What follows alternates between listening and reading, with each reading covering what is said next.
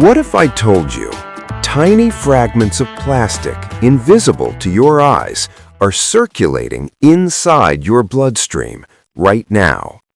Not in the ocean, not in fish, not in bottled water, in your blood.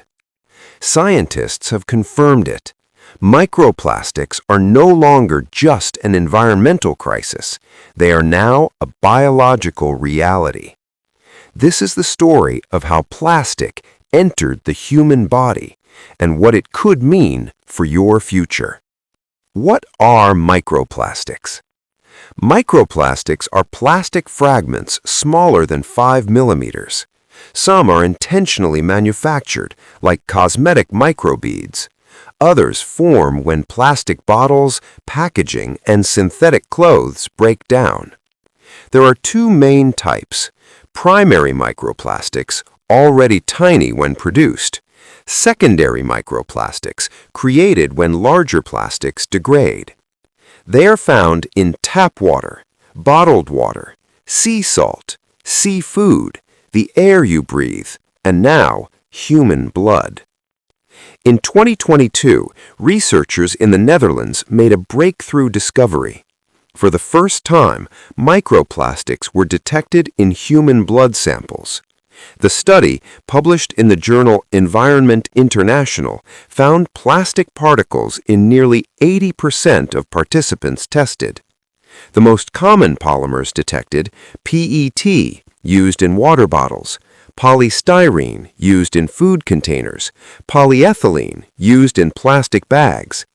This means plastic particles can pass through the gut or lungs, enter the bloodstream, and travel throughout the body, potentially reaching the heart, the brain, the liver, even the placenta.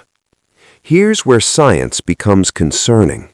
While long-term human data is still developing, laboratory studies suggest microplastics may trigger inflammation, cause oxidative stress, disrupt immune responses, carry toxic chemicals like BPA and phthalates.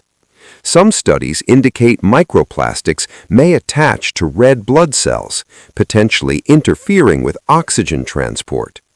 Others suggest they may accumulate in tissues over time. We are only beginning to understand the biological consequences. But one thing is clear: plastic is no longer outside us. Is this a health emergency? Scientists urge caution, not panic. We do not yet know safe exposure thresholds, long-term accumulation effects, exact disease links.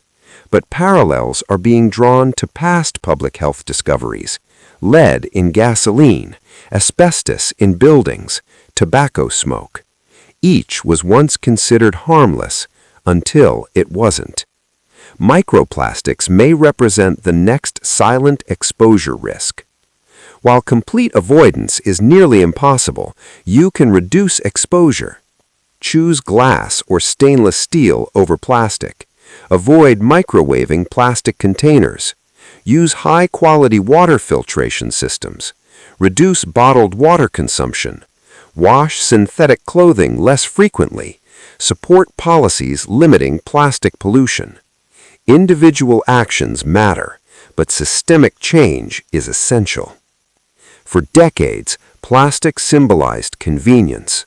Now, it may symbolize infiltration. The question is no longer, is plastic polluting the planet? The question is, how deeply has it already entered us? The story of microplastics in your blood is still being written, and we are all part of it.